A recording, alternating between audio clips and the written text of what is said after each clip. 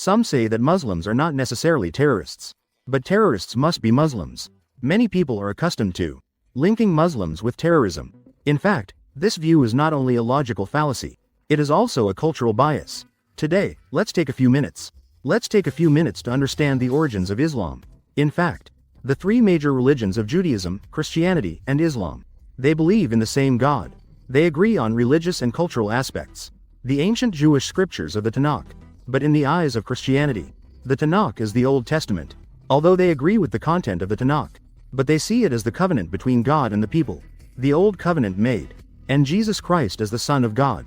The existence of the Trinity established a new covenant with the people. Explanation of Judaism and Christianity. Everyone can check out P52, P53, and P54 in my collection. Return to Islam.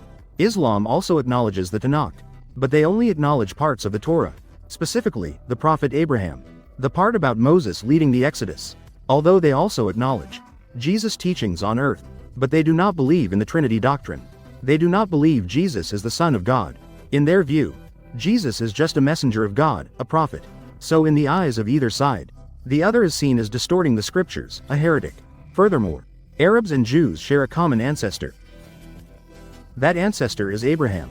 According to the book of Genesis in the Bible, Abraham's first wife was named Sarah.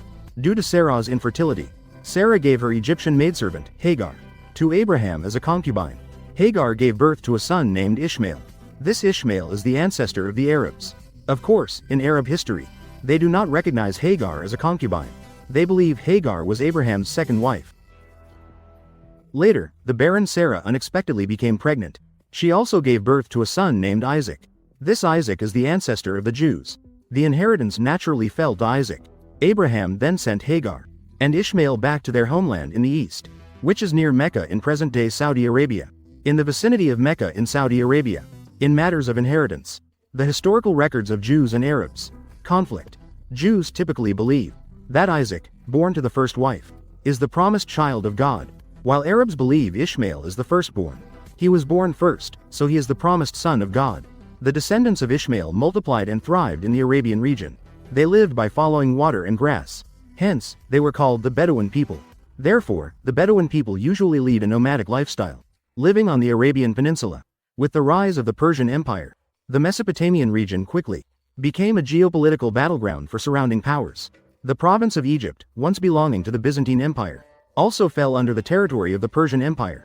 Persia, in order to further monopolize trade routes between the east and the west, abolished the route passing through Yemen, passing through the western coast of the peninsula along the Red Sea, reaching the trade route to the region of Syria, the Arabs. Thus, they found themselves trapped in the endless desert. These Arabs along the Red Sea coast lost their main source of income. External trade had become unsustainable. The living conditions themselves were extremely harsh. Various tribes began to compete for limited water sources and land. Moreover, the beliefs of the various tribes at that time were different. Most of them had their own ancestor worship. Constant conflicts and killings between the tribes, generational blood feuds, became the main theme among the tribes. Until the appearance of the Prophet Muhammad, he founded Islam, through the design of a system that combined politics and religion, encouraged the tribes to adhere to the teachings, ceasing the acts of killing each other. Under the call for religious revolution, Islam quickly became the main belief unifying the Arabian Peninsula. It also founded that the Arab Empire spanning Asia, Europe, and Africa. With the passing of Muhammad, conflicts also erupted within Islam. Due to Muhammad not specifying a successor, the sect gradually split into two factions. One faction emphasizes hereditary rule. They are known as the Shia, while the other advocates for merit-based election, known as the Sunni.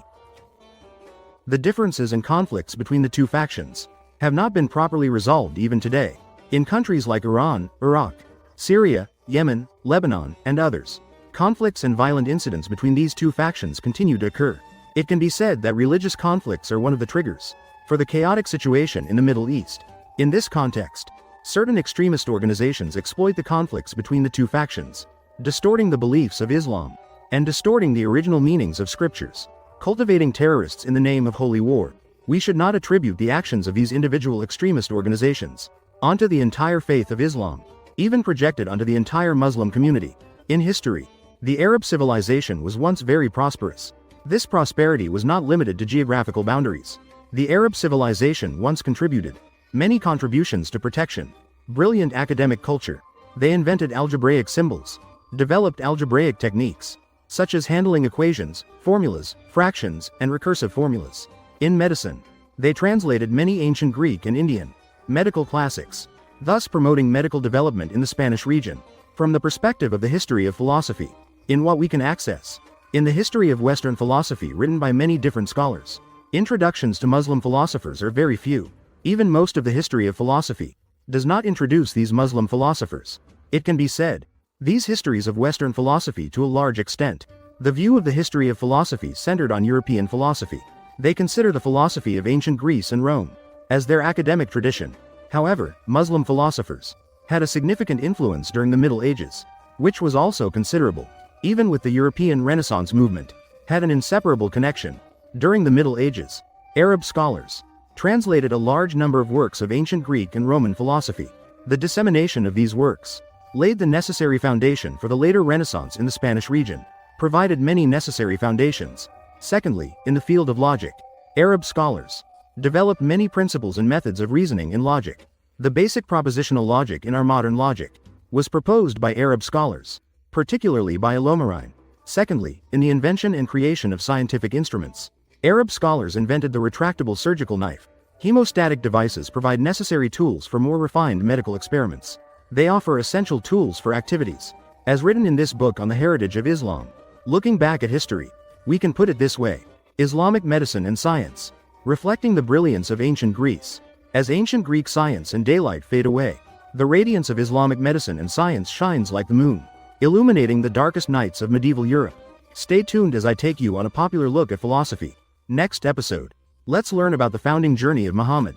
Friends, see you in the next episode.